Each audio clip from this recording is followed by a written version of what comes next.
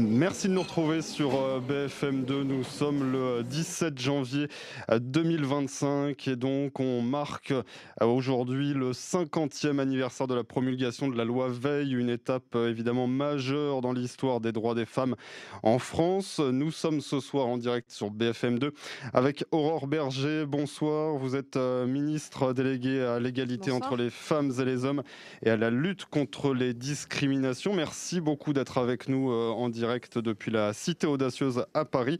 50 ans après, qu'est-ce que vous gardez de cet acquis social pour les femmes ? Écoutez, c'est un acquis qui a été absolument déterminant parce que c'est une loi qui a permis de dépénaliser l'accès à l'avortement. C'est tout simplement une loi qui est d'abord une loi de liberté, qui est la liberté de choix pour les femmes, la liberté d'avoir recours à l'avortement. Et c'est la première de nos libertés que de pouvoir maîtriser notre corps.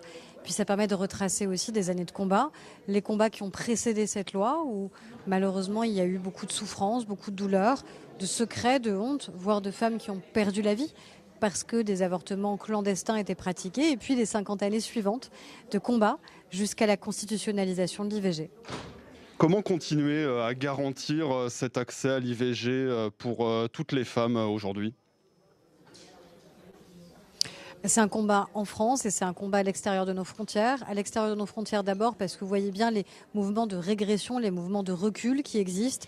Pourtant, dans ce qui est supposé être de très grandes démocraties, aux États-Unis, sur le continent européen, regardez aussi comment on en parle sur les réseaux sociaux. Donc vous voyez qu'on doit faire face à ces mouvements de régression qui sont malheureusement extrêmement puissants et qui pèsent évidemment sur nos représentations, qui pèsent sur la manière avec laquelle les femmes se sentent libres ou se sentent moins libres. Et puis en France, c'est garantir l'accès partout sur le territoire pour qu'on soit égal dans l'accès à l'information et puis dans le recours effectif à l'avortement. Et sur le territoire français, justement, quand on est en zone rurale, éloigné des services de santé, des maternités, comment avoir cet accès facile à l'IVG ? Alors on a changé les conditions de manière à ce que ce soit beaucoup plus facile, en tout cas plus facile, à la fois les délais qui ont été élargis, on est passé de 12 à 14 semaines pour pouvoir avoir recours à l'IVG. Vous savez qu'il y a aussi deux méthodes pour avoir recours à l'IVG, IVG chirurgicale, IVG médicamenteuse. Pour les IVG médicamenteuses, on a là aussi allongé les délais, c'est passé de 5 à 7 semaines pour faciliter la vie des femmes, mais sans évidemment jamais les mettre en danger. On permet aussi maintenant aux sages-femmes de pratiquer des IVG, notamment des IVG chirurgicales, parce qu'on sait qu'on a des difficultés majeures en termes de démographie médicale et qui touchent aussi la santé des femmes. Donc partout sur le territoire, eh bien, on essaie d'y travailler. Et puis, on essaye aussi d'être innovant. J'étais ce matin à Rouen dans un institut qui est dédié à la pratique des IVG médicamenteuses. Peut-être que c'est ça aussi une solution, des praticiens qui se réunissent, des médecins, des sages-femmes, des psychologues qui accompagnent, qui soutiennent, qui soignent et qui permettent que cette pratique partout sur le territoire soit évidemment ouverte pour toutes les femmes. Et l'accès à l'information claire, fiable sur l'IVG dans un contexte 2025 où les réseaux sociaux sont en train de dériver, en tout cas un moindre contrôle peut-être de ces réseaux sociaux, notamment X et peut-être Facebook. Comment contrer les fausses informations sur l'IVG ? Déjà en rappelant qu'il y a des sites qui, eux, informent, des sites gouvernementaux sur l'IVG, des sites du planning familial, des sites du CIDFF, c'est-à-dire des grandes associations qui, elles, disent tout simplement aux femmes quels sont leurs droits. Je crois aussi beaucoup à l'éducation, c'est-à-dire que nos adolescentes, on puisse les accompagner sur la contraception, sur la prévention, et puis si à un moment elles ont besoin dans leur vie d'avoir recours à l'avortement, qu'elles sachent encore une fois que c'est un droit, une liberté qui leur sont absolument garanties et que personne n'a le droit de l'enfreindre. On le rappelle, en France, même si un médecin a le droit de ne pas pratiquer l'IVG, il a l'obligation absolue, si une femme se présente à lui, tout de suite de la rediriger vers un professionnel de santé qui pourra la prendre en charge. Donc c'est vraiment tout ce parcours d'accompagnement et de soins qu'on doit aux femmes. On a une manifestation annuelle qui revient ce dimanche à Paris, la marche annuelle pour la vie, où l'IVG sera ciblée. Qu'espérez-vous, qu'attendez-vous de cette manifestation? Est-ce qu'une interdiction serait une bonne solution?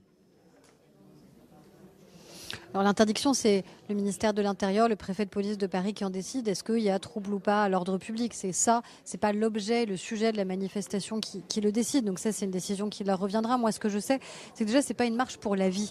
Moi, je conteste fermement C'est le nom de la ce marche. terme-là. Ceux qui se battent pour la vie sont ceux qui se battent. Oui, je sais bien, mais moi, je combats ce terme-là tout simplement parce qu'ils l'utilisent à dessein. Or, ceux qui se battent pour la vie sont ceux qui se battent pour la liberté des femmes et pour les droits des femmes. Parce qu'encore une fois, quand on se replonge des années en arrière et quand on voit ce qui se passe dans un certain nombre de pays, il se passe des IVG clandestines où des femmes mettent en jeu leur vie, mettent en risque leur vie et peuvent aller jusqu'à mourir. Donc le combat pour la vie, c'est un combat pour que les femmes aient le droit de choisir si elles veulent ou non être mères, ce qui n'est pas une finalité pour toutes, et le moment où elles veulent l'être, pour que quand elles le sont, eh bien, elles le deviennent dans les meilleures conditions, c'est-à-dire le moment où elles l'ont choisi. C'est ça le combat pour la vie. 50 ans après, Aurore Berger, la promulgation de cette loi, est-ce qu'une étape également supplémentaire ne serait pas de rétablir les femmes injustement condamnées pour avoir avorté avant cette loi Veil? C'est ce que demandent plusieurs personnalités dans une tribune parue chez nos confrères de Libération. Oui, j'y suis favorable. C'est Laurence Rossignol qui a été ministre avant moi d'égalité entre les femmes et les hommes qui l'a proposé et qui le défendra au Sénat. Et moi, j'y suis favorable parce que je crois que c'est un acte de réparation qui est important, qui est même essentiel pour des femmes qui avaient été condamnées par la justice uniquement parce qu'elles avaient eu recours à l'avortement. Aujourd'hui, ça nous paraîtrait complètement insensé qu'une femme en France puisse être condamnée. C'est malheureusement le cas de beaucoup de femmes à travers le monde qui risquent la prison ou la mort pour avoir recours à des IVG clandestines. Donc c'est pour ça qu'il ne faut jamais de retour en arrière. Et c'est pour ça que nous avons constitutionnalisé l'IVG, pour que cela ne puisse plus jamais arriver en France. Donc moi, je suis favorable à cette proposition. Donc une proposition de loi à l'Assemblée nationale sur ce sujet? Alors ce sera au Sénat puisque Laurence Rossignol est sénatrice, ce sera le 20 mars qu'elle le défendra. En tout cas, moi j'y suis évidemment favorable parce que je pense que c'est un acte de réparation qu'on doit à ces femmes qui avaient été condamnées, qu'on doit aussi à ceux et celles qui les avaient soutenues, accompagnées, des médecins, des sages-femmes qui avaient pratiqué des avortements clandestins et qui risquaient eux aussi la prison, tout simplement pour venir au secours de ces femmes, des femmes dont on entend aujourd'hui les témoignages parce qu'ils ont été recueillis par l'INA et qui disent que de toute façon elles iront au bout, quitte à mourir si elles ne peuvent pas avoir accès à l'avortement. Et donc je pense qu'il faut se replonger dans ces témoignages, il faut entendre la parole de ces femmes. C'est ce que disait Simone Veil à la tribune de l'Assemblée, il suffit d'écouter les femmes. Eh bien, entendons-les, écoutons-les et réparons, à mon avis, ce qui mérite de l'être. Oui, à l'Assemblée nationale, le 6 mars 2024, il y avait eu également cette proposition de loi pour reconnaître et réparer les préjudices subis par les personnes homosexuelles du fait des lois discriminatoires en vigueur entre 42 et 82. Mariage pour tous, IVG. Est-ce qu'aujourd'hui, Aurore Berger, la société n'est-elle pas trop fracturée sur ces thématiques-là pour continuer à avancer? Je ne crois pas. Je crois que l'opinion publique, elle est très claire. Je crois que l'opinion publique française est très claire sur le soutien justement qu'on doit à toutes les femmes pour leurs droits, pour le respect de leurs droits et leurs libertés. Sinon, on n'aurait pas réussi la constitutionnalisation de l'IVG si on n'avait pas eu ce soutien massif des Français et des Françaises, de l'opinion publique, des associations, des hommes et des femmes qui se sont battus pour cela. Et je crois que c'est pareil pour des droits qui sont essentiels, que ce soit le mariage pour tous, que ce soit l'adoption ouverte, couple de même sexe, que ce soit la PMA pour toutes les femmes. Vous voyez bien que les voix, elles sont aujourd'hui extrêmement minoritaires pour revenir en arrière, voire même que des voix se sont tues qui s'exprimaient sur ces questions-là et qui aujourd'hui se disent que en fait, c'est un combat que nous avons réussi à gagner parce que c'est une voie de progrès et une voie d'émancipation. Merci Aurore Berger, ministre déléguée à l'égalité entre les femmes et les hommes et à la lutte contre les discriminations, d'avoir été en direct avec nous sur BFM2 ce soir avec les moyens techniques de Camille Fournier, avec ce 50e anniversaire donc de la promulgation de la loi Veil que l'on célèbre aujourd'hui en ce 17 janvier 2025. Merci d'être avec nous sur BFM2. Restez bien chez nous. Un nouveau direct à suivre dans quelques instants.